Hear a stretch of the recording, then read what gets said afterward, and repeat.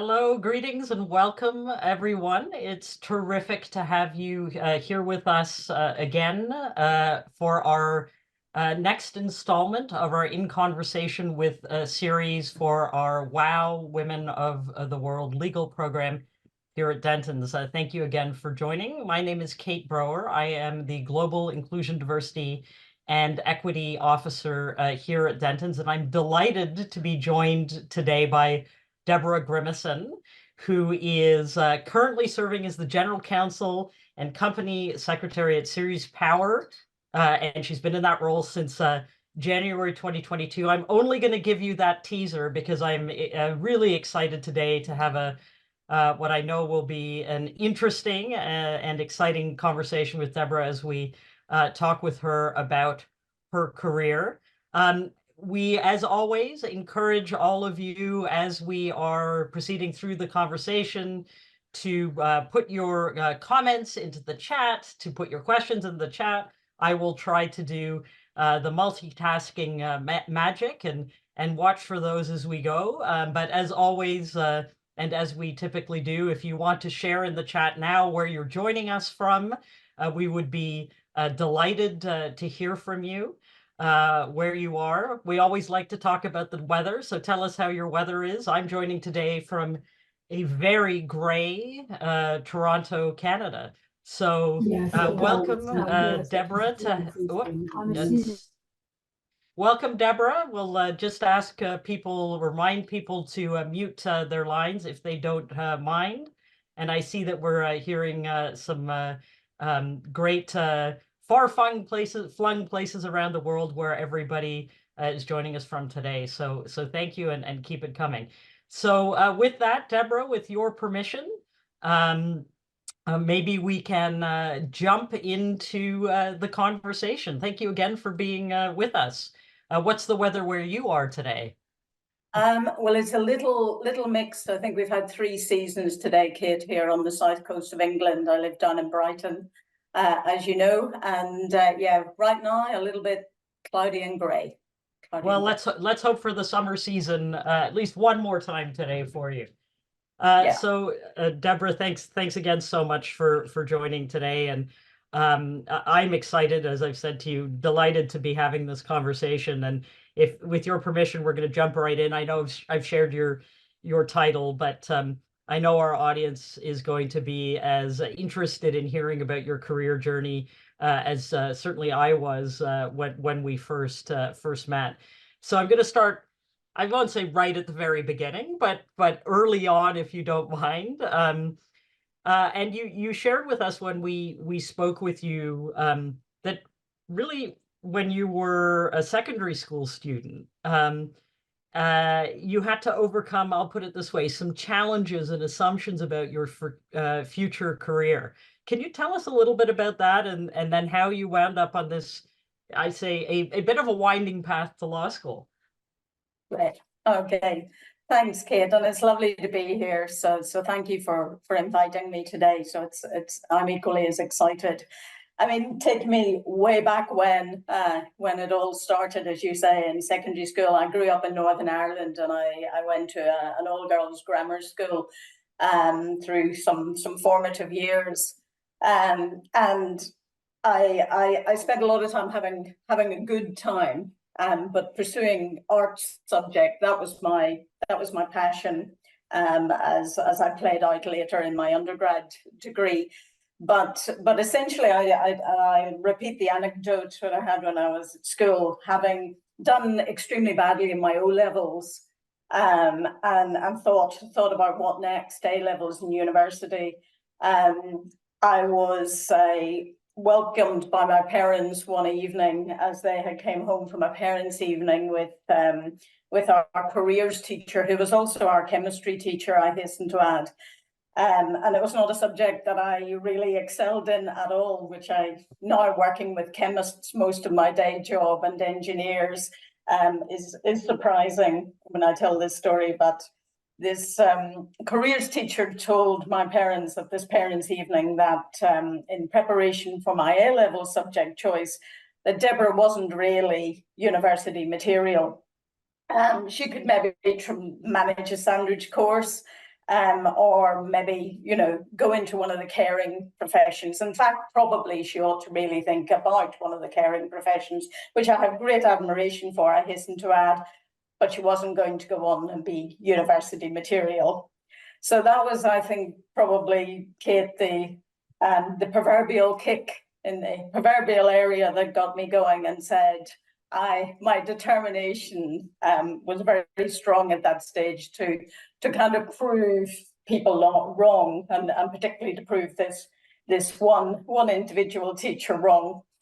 I went on to get best performance at A level, not liking to blow my own trumpet, but get best performance at A level, and went on to undergraduate and then into law school. So, and that kind of varies through. You see that time and time throughout my career. There's that kind of just sheer determination and hard work, and also it just mirrors our motto at school, which we wore on our school berets at the time, which was perseverando. I think you told you the story before, Kate, that perseverando, by perseverance, and I think there's a lot of that plays out through my career. So Deborah, I have to ask, because I don't think I did.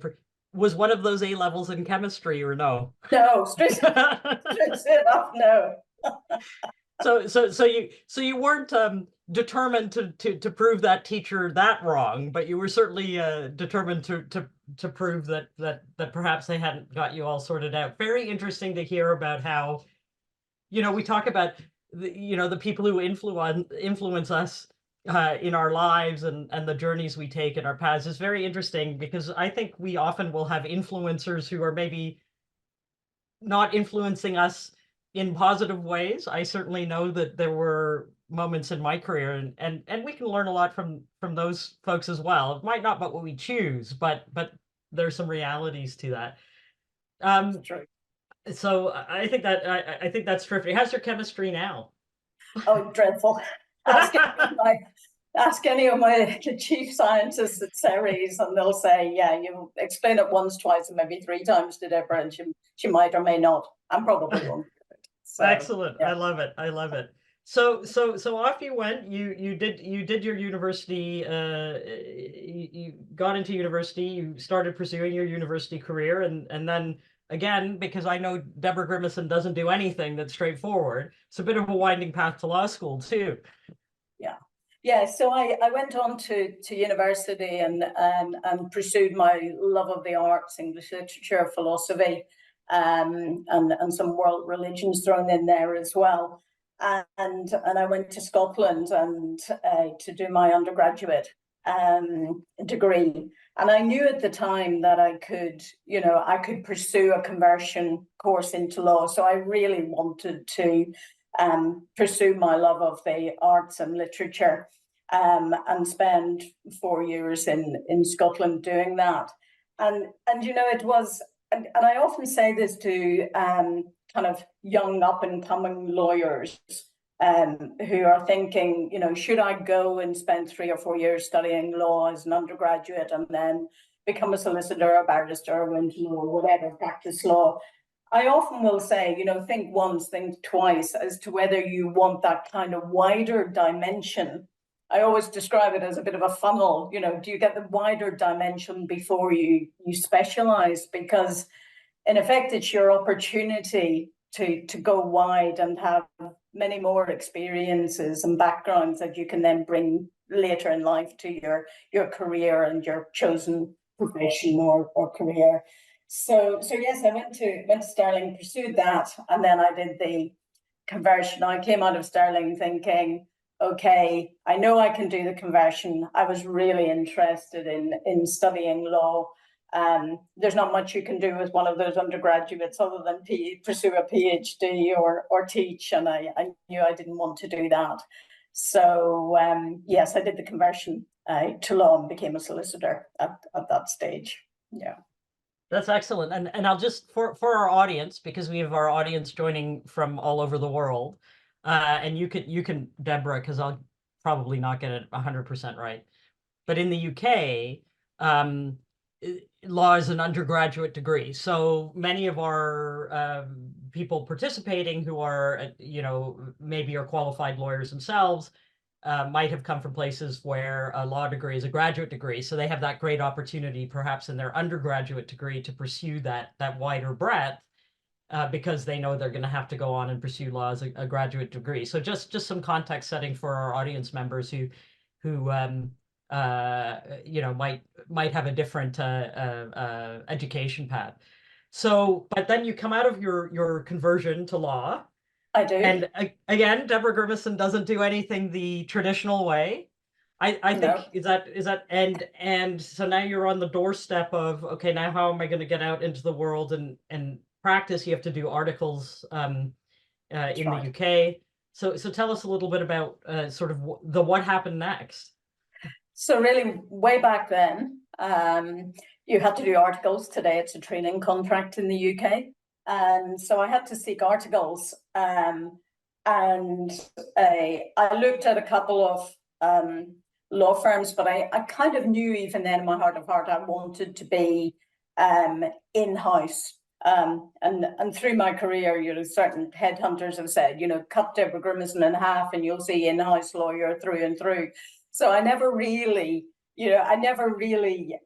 wanted to be a private practice lawyer, and I knew that quite early because, I'd been involved. I grew up in a business environment. My parents had a small home bakery business and distributed to outlets in Northern Ireland. So I'd always been around business growing up, and so therefore for me, I kind of was interested in being at the heart of decision making, and at the heart of a business rather than kind of sitting on the side as I perceived it. A private practice lawyer would be.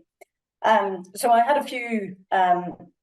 I had a few interviews for my articles, and then there's something came up, which was with British Coal Corporation at the time when they existed back then, and had over 100 lawyers at the time, and they took four lawyers every year, or 4 article clerks every year.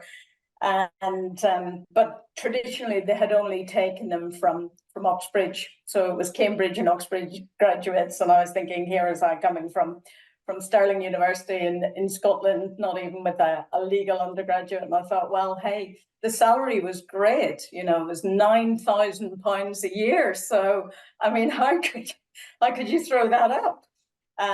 So I interviewed for British Coal, and I joined there as an article clerk and got a really good grounding, actually, because at the time they were managing the pension funds, which were substantial at the time. We had good grounding in financial and commercial, and, as you might imagine, litigation on employment law at the time. So yes, I joined British Coal as an article clerk. Yeah, in London. Yeah. Well, so I'm going to throw you, boy, I'm going to use a North American term, a curveball. Okay. Well, I don't know if it's a curveball, but with the benefit of experience and hindsight, because you were if British Coal had always hired from Oxbridge, you were going to be an unconventional hire for them. Yeah. And with the passage of time and the benefit of the insights and the rear view, and obviously sitting in your role, and it's not like you went back and interviewed them and asked them why, but what do you think inspired them to go off course and take a risk, other than, of course, you're brilliant, and I'm sure that they saw that, but this would be a departure for them. Any thoughts on why they did that?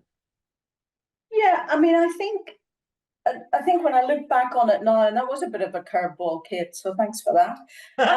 But when I look back on it now, I think it was probably,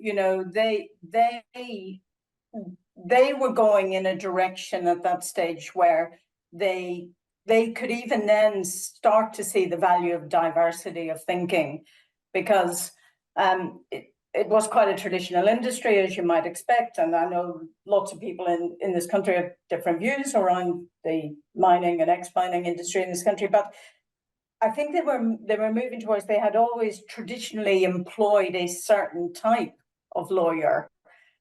which emanate from a certain type of school and background and the like. So I think that in me, they probably saw something somewhat different. One, I was a woman, and I was one of the first women that they had employed as a certainly as an article clerk. But I think it was more kind of a diverse background when I look back on it now. And I think also I remember very clearly having to sell myself enormously at that stage. You do want to hire me, because this is what I can bring. I'm different. I'm from a different background. It's a different approach, different way of thinking. And I think but I think the diversity, looking back, was a big piece. Good for them. I mean, quite forward thinking, I would think, for the time. So a great start at British Coal, because did you ever go back to that teacher and say, by the way, just want to let you know where I wound up? I must admit, many years later, I met when I was home visiting my parents. I met her at a filling station one night, and I was putting petrol in the car, my parents' car, and she did come over and say to me, "You've done okay."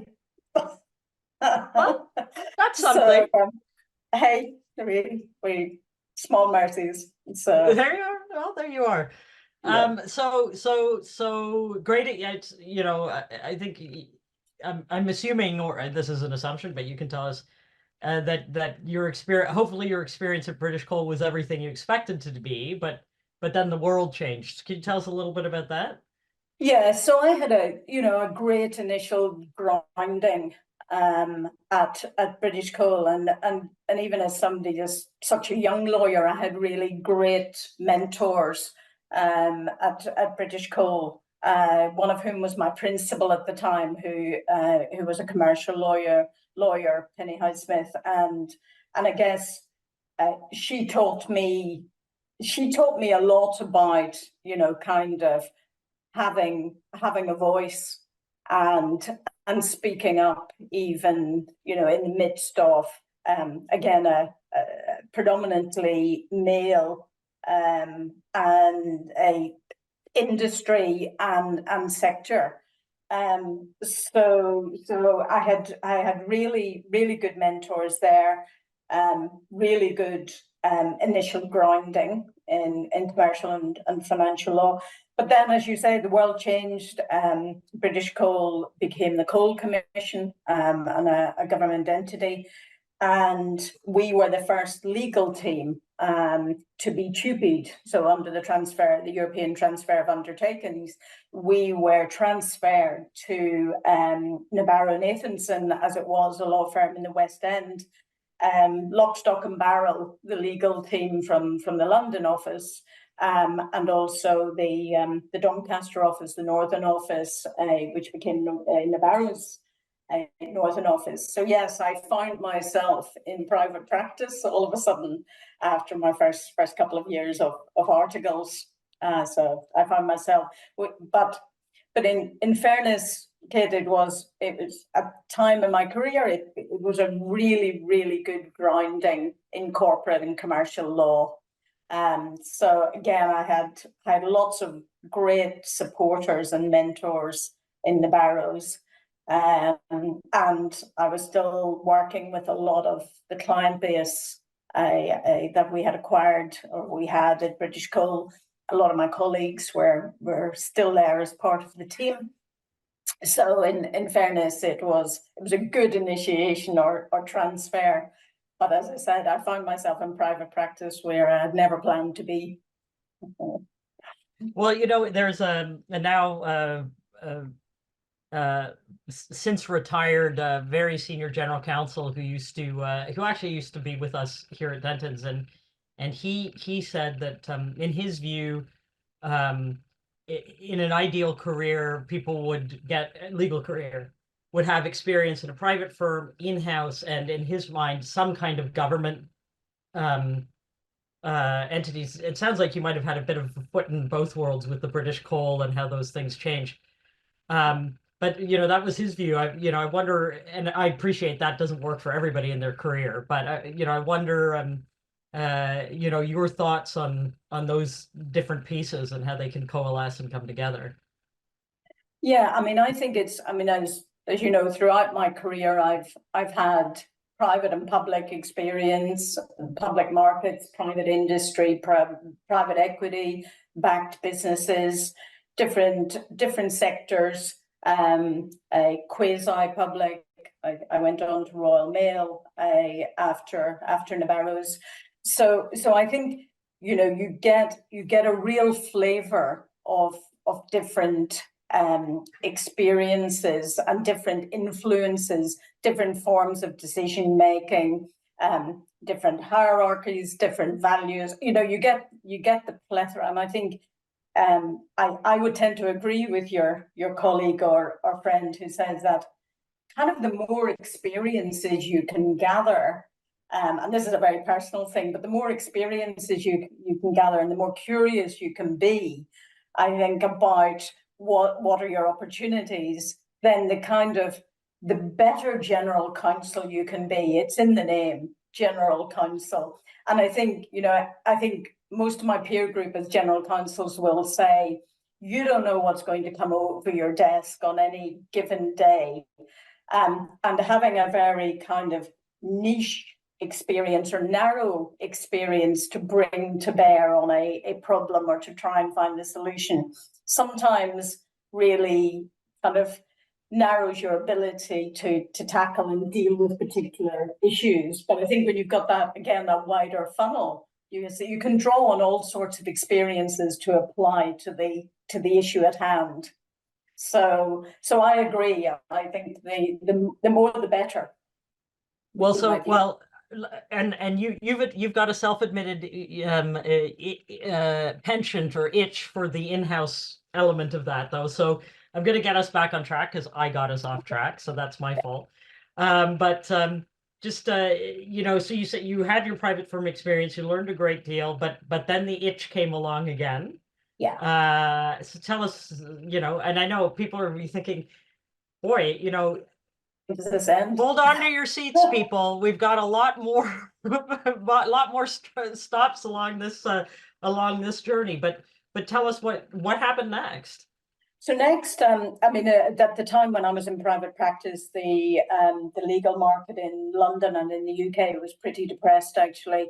And a lot of the big in-house teams that had grown up through the 80s, the beginning of the 90s, were starting to disappear, or at least be reduced down substantially. And there's a much more reliance on external counsel for in-house teams.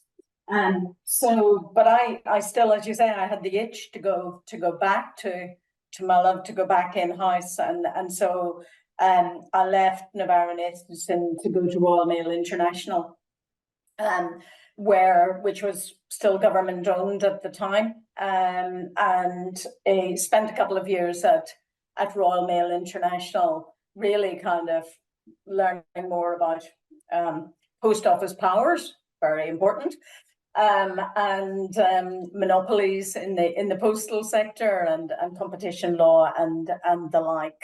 So, and that was more kind of government, quasi-government, and more kind of almost constitutional at times, really. Yeah. And then from there, I know you're going to ask me what happened. I'm going to, so go for it. Yeah.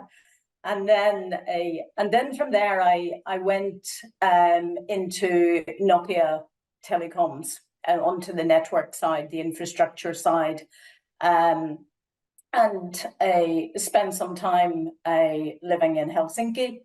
For those who don't remember Nokia and have only been Apple babies, then it was the one to watch at the end of the 90s. And beginning of the noughties, when they were the prevalent telephone kind of supplier and infrastructure supplier to mobile networks. I was on the mobile side around the world. So I was essentially on day one, when I went to Helsinki, I was essentially given a mobile phone, which I was told I could use as a modem. Hey ho. and set off on my journey. A laptop and a modem in hand, or a mobile phone, and I spent some time in Helsinki with at Nokia head office, just kind of getting to know the company, the ethos, the culture of the company, and also getting to know kind of the product we were selling, and how we were selling it. But I think, and then I spent the next, I think, around 6-7 years, basically traveling the world, as general counsel for particular mobile companies. So, for example, O2 or Vodafone. Nokia divided its world into 19 customers, major customers, and all the names you'll still recognize today: the Vodafones, the O2s, the EE, or all those, Hutchinson, etc., etc. And then they assigned a GC to each of those. And one of the things I really enjoyed was, the average age of the company was around 30 at that time, and I wasn't too far north of that. And we basically were given full autonomy as general counsels to these major customers to go out and do deals. So I'd gone from doing kind of bulk mailing contracts at, £1,000 or £2,000 to negotiating £600,000 deals or euro deals, and traveling with the business teams. And I think we were given enormous autonomy, and I think that's something which kind of I've taken through my career, being trusted, and being trusted to know when you needed to ask for help or support, but being given autonomy and empowered to go out and do the job. Amazing. And so I think what we're gonna do, because Deborah, I know, and you and I both knew this, we're not even like halfway right through your great story. Well, maybe we're a bit more than halfway. Yeah. No one do math on that, please. That's not what we're talking about. We're just talking about the amazing number of opportunities. But maybe, because we've already heard you've talked about, you were in coal, you were in private practice, you were with the mail, now you're in telecom. So I'm gonna pause for a moment, and maybe Neve or Natalie, I'm not sure who's gonna help us, but maybe we can just get a little bit of an audience poll and sense of how people are feeling around new roles and career opportunities, and making those jumps. So audience, now this is on you. Let's see your votes, your confidence levels around taking some of the incredible steps that you've already heard Deborah has taken in her career. And keeping in mind what she said about switching sectors.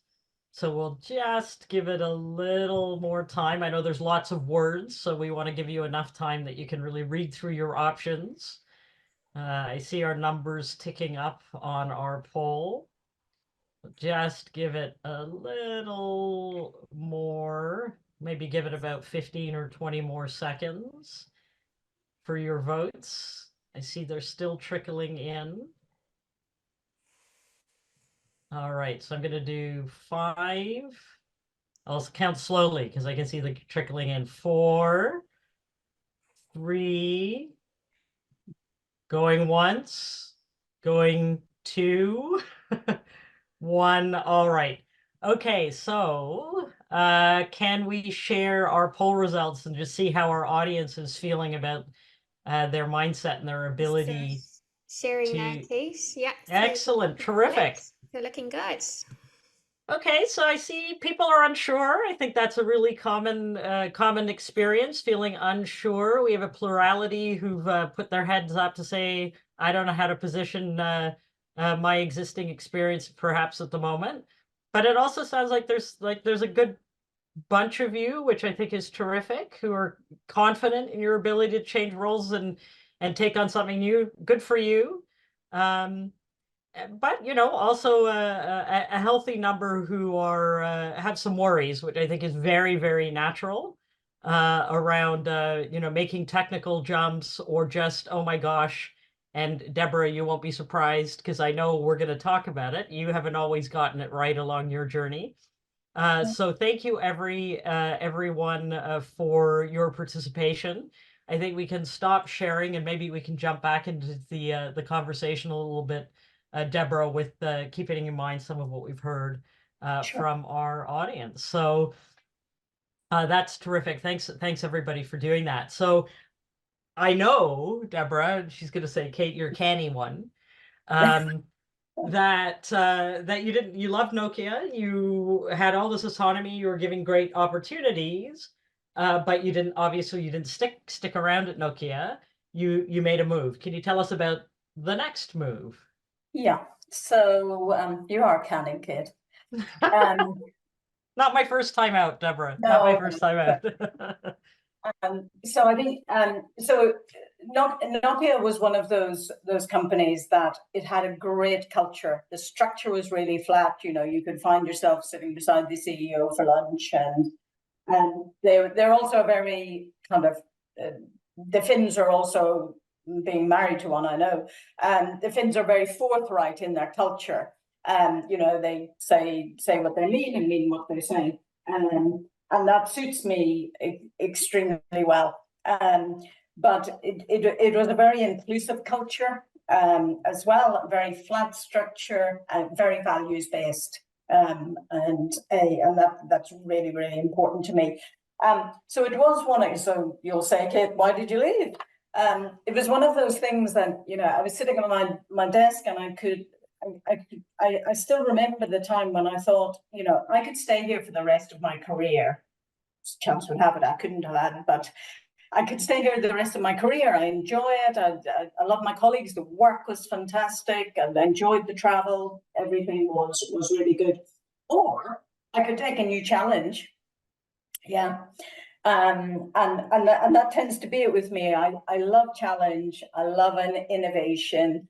I do have a fairly low boredom threshold, which is, I understand, fairly unusual for lawyers, but I do have a low boredom threshold. So I thought I could take a new opportunity, and as chance would have it, the phone rang, and I was offered an opportunity in the industrial gases, a company, a large BOC, it was at the time.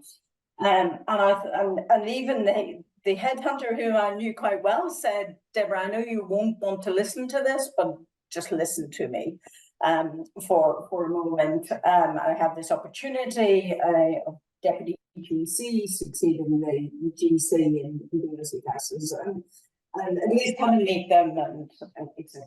And I think, well, you know what, okay.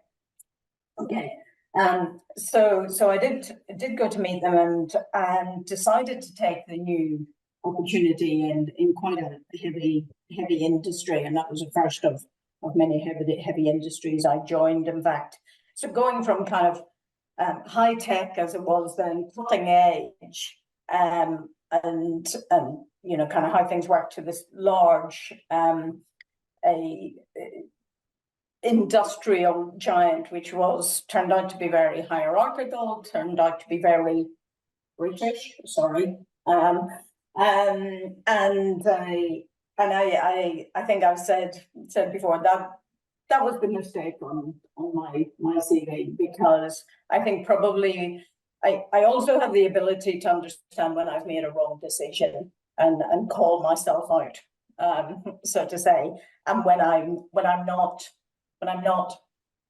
necessarily happy, but when I realize that the company, the entity, whatever, doesn't sit well with my value set and what gives me joy, because we spend so much time at work and with work colleagues.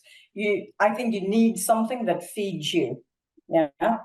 And that comes from the culture of the company. It comes from your colleagues that you spend so much time with. It comes from the work, because I think you have to get joy from the quality of the work as well. And in the case of BOC, it wasn't for me. So I was kind of 6 weeks in before I started to look for another job, because my view is, you know, why stay? Because you have the ability to change, and only you sometimes have the ability to change things and make your career and your next step the way you want it to be, rather than waiting for someone to do it for you. So I spent a couple of years at the OEC, as you know. Yeah. Well, I was going to say, Deborah, though, if I can just pause you for a minute, because I love the message in that, and I might press you a little bit if you don't on culture, but the message in that about not penalizing ourselves for mistakes we make. I think sometimes we have a tendency to do that. You know, I made a mistake. Turned out it wasn't the right thing. I don't feel that we then need to punish ourselves for having made that mistake. I think sometimes people will do that. Well, I made this choice and now I need to stick with it. And my usual question to that is, well, why? What, you know, what's that purpose? So I love that you're, you know, talking about that openly, that we can make mistakes and move on. But if I can also pause you a little bit just on the importance of culture, because you've talked a lot about the culture at Nokia, you've talked about what wasn't working for you at BOC from a culture perspective, and I think you've touched on it. But you know, how important is it? You've talked about, you know, this is where you're coming to work every day. Do you want to just expand a little bit on that? Because I will make you tell us about all the other stories, but if we could just hit the pause button and focus there for a moment, that would be terrific. Yeah, certainly. I mean, culture to me is vital. I mean, and by culture I mean, and you know, something that pervades the company. You know, we have all seen the posters on the wall. Our values are 1, 2, 3, 4, 5. For me, it's about, first of all, assessing it. Are the values of the company your values? You know, are you aligned? Does that environment let you be who you are? Does it let you bring your whole self to work and to the workplace? And does the company let you express who you are? And does that company, that entity, the people in the company, do they listen? Because I think listen is a vital contributing factor to culture, and one that's so underrated. So do they listen, but do they let you express your voice? Yeah. And I think it's particularly important, and it's not intended to alienate any of the guys on the call, but it's particularly important for women, because there's lots, and I think I told you this story, Kate, there's lots of studies that have been done in terms of the basically voice pitch, in terms of women's voice pitch, and the fact that due to the pitch of most women's voices, they are less likely to be heard than men. That is just, I'm sure we've all had a situation, or certainly the women on the call, when you're sitting in a room, you say something, it's not heard, but suddenly one of the guys says something and it is heard. And that's permanently. There have been a lot of studies, and that's just fact, because pitch is not heard in the same way by men and women. And why do I say that? I think because, one, I think listening is really important, and two, because of the studies on voice and intonation and everything else, you have to make your voice heard. You have to say it and say it again and say it again and keep at it. Persevere. You have to keep persevering. You can't just kind of, well, he didn't hear me or she didn't hear me. I'm useless at this. I can't find my way through. So to come back to the culture point, I think it's really important to contribute to the culture, to bring something to the culture, which is your own value set, your own self, and make yourself heard, yeah. But also know what your value is that you're contributing to that piece. Yeah.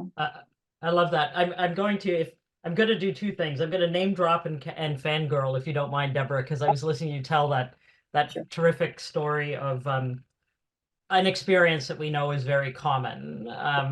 There are, comic strips and cartoons written about it that I use in sessions when we're talking about inclusion, which is this tendency that, women will say something in a room and it will be overlooked, and then it will be mentioned by a male colleague, and suddenly it's heard.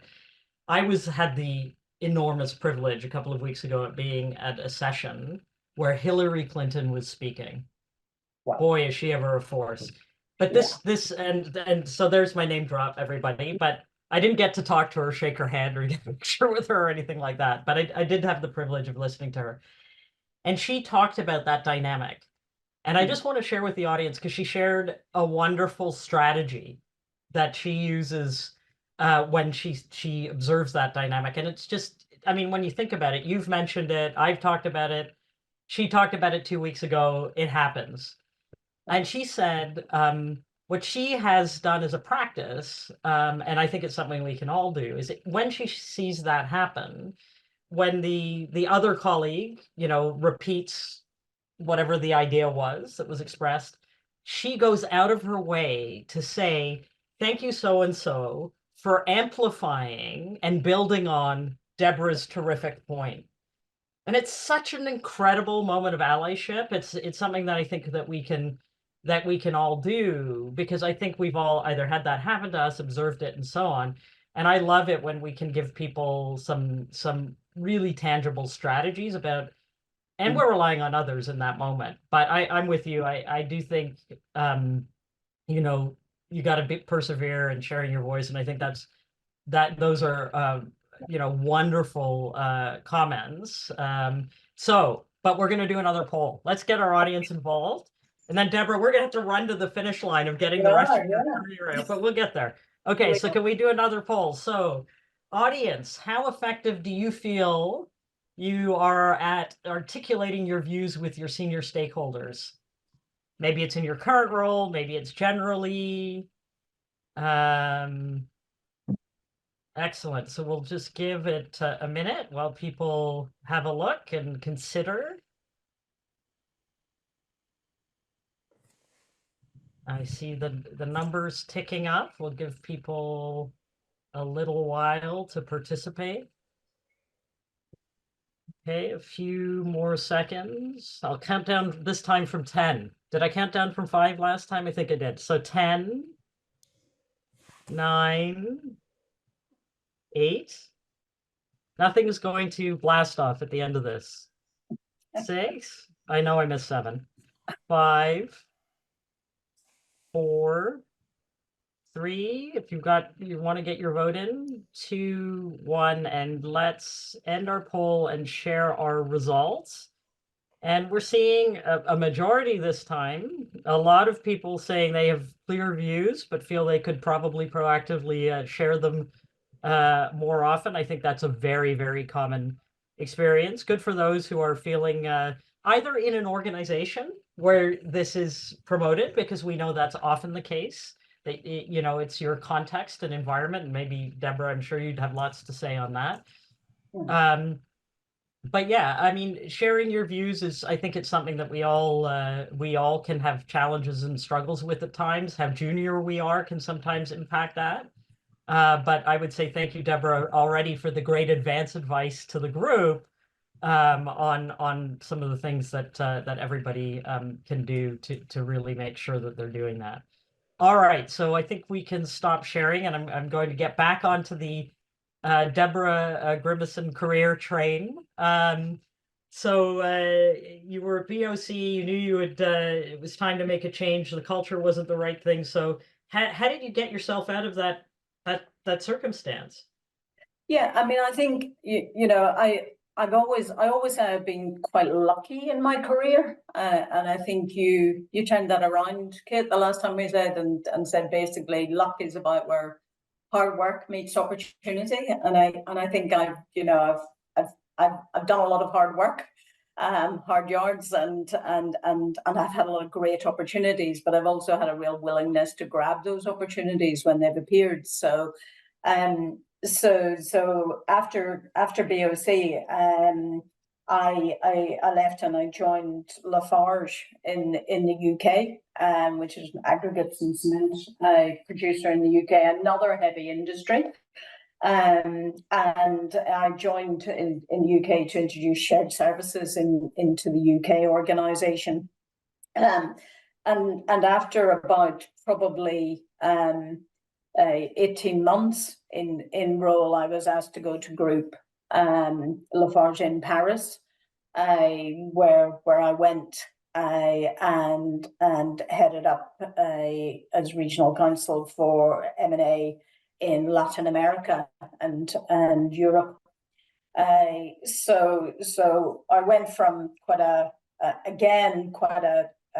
narrow base, kind of wasn't predominantly UK, but a UK business to a much more international heavy industry, and back at Heathrow, back and forth.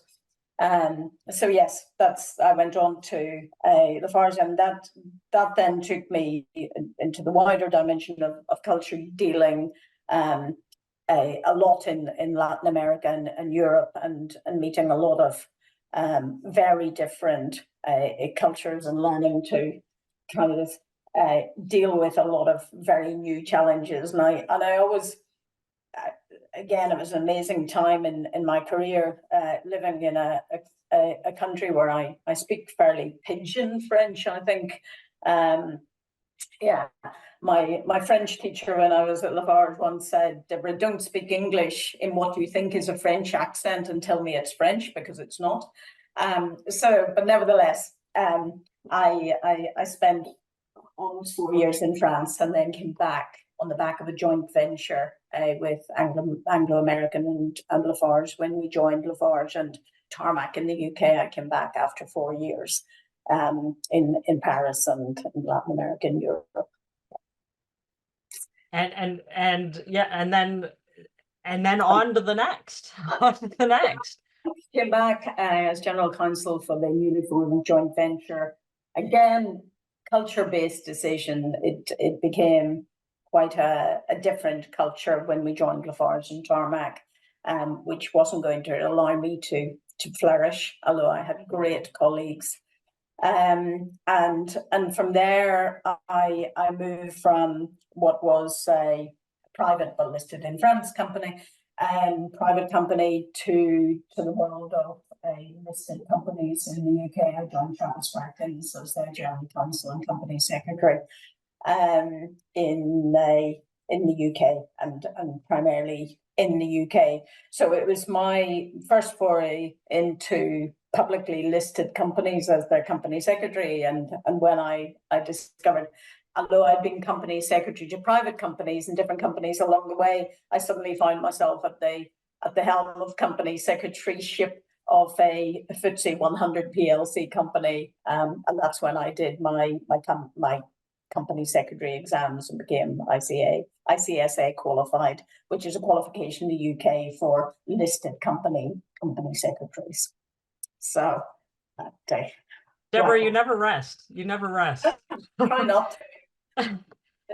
They don't catch up then. No. And you were there for quite some time, and you've had a couple of moves since, a couple or just one more move since then?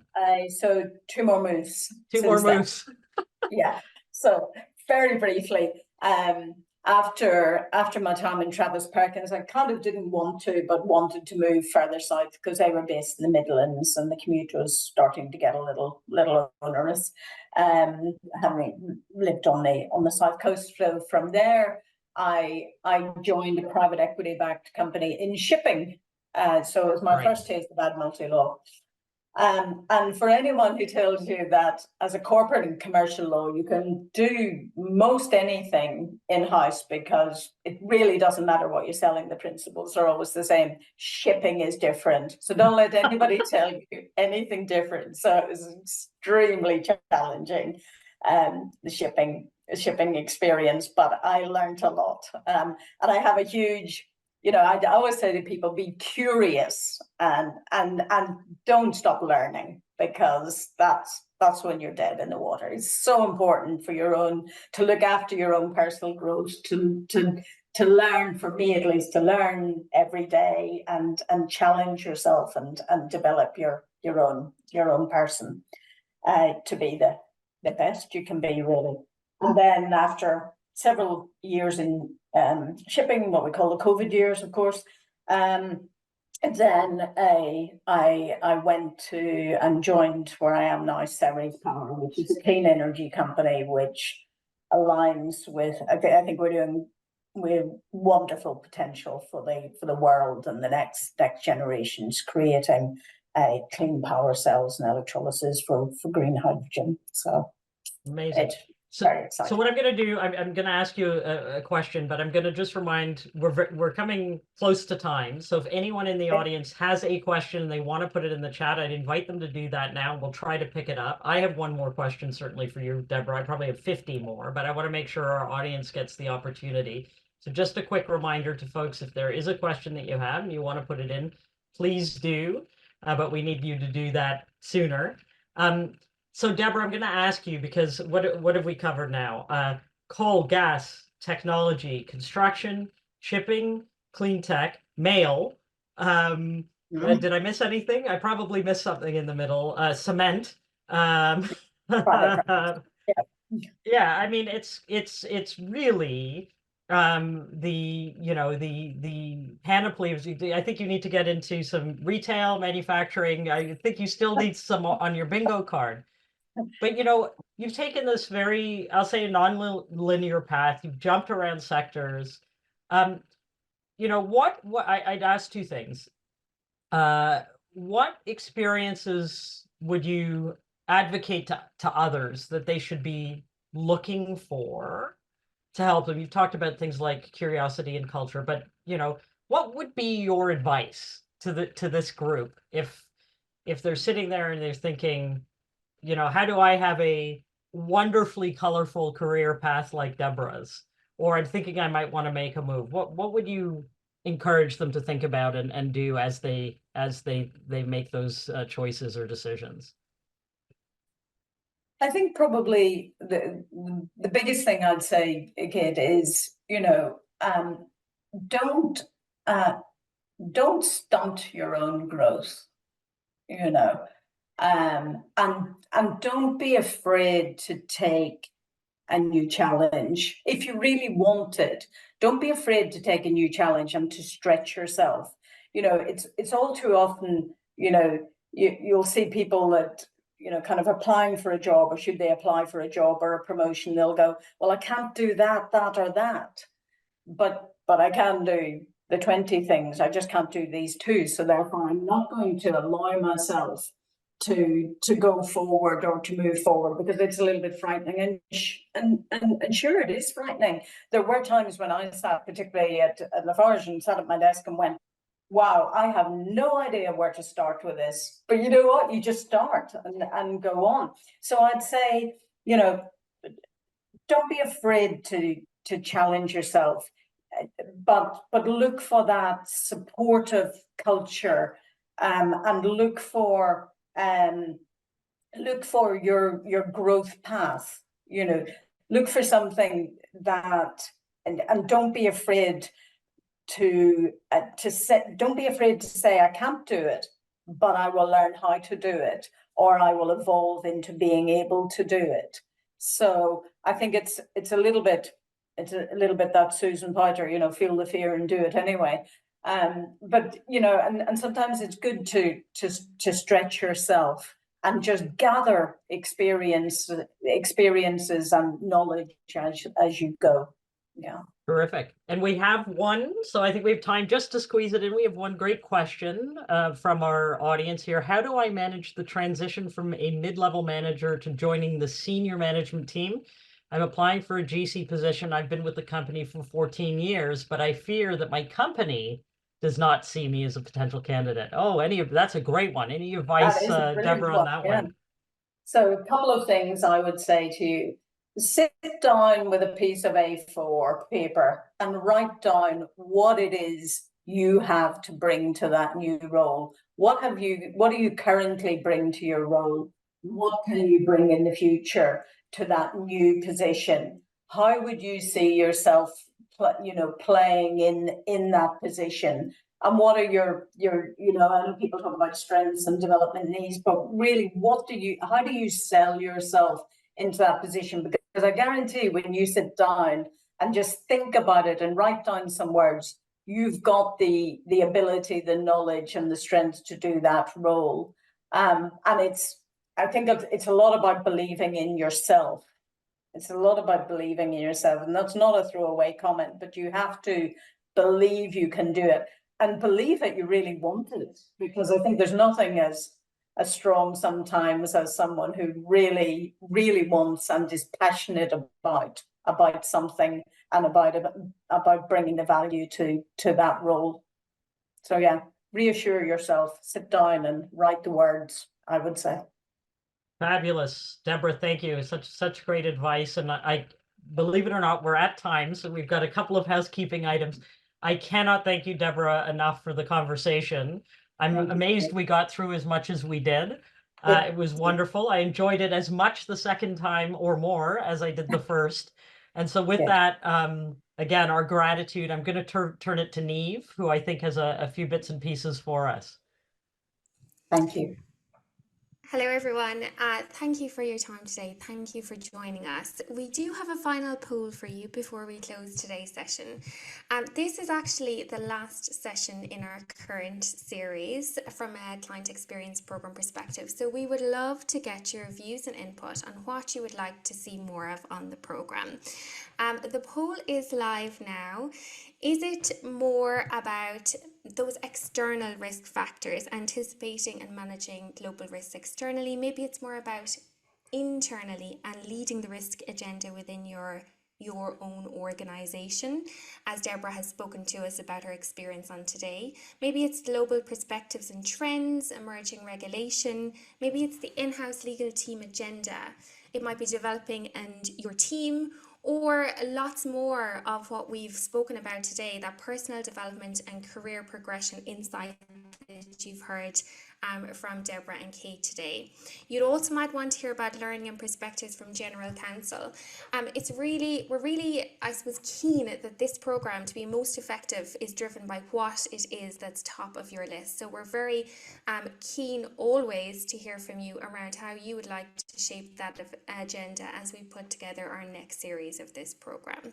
I think we have the poll. Yes, so we'll give it maybe 2 more minutes, conscious of time. So let's do 5, 4, 3, 2, a very quick one on this one. Loads of voting. It's lovely to see such engagement on it. I'm going to close the poll now, and we're actually going to share the results, which are always useful from a benchmarking perspective.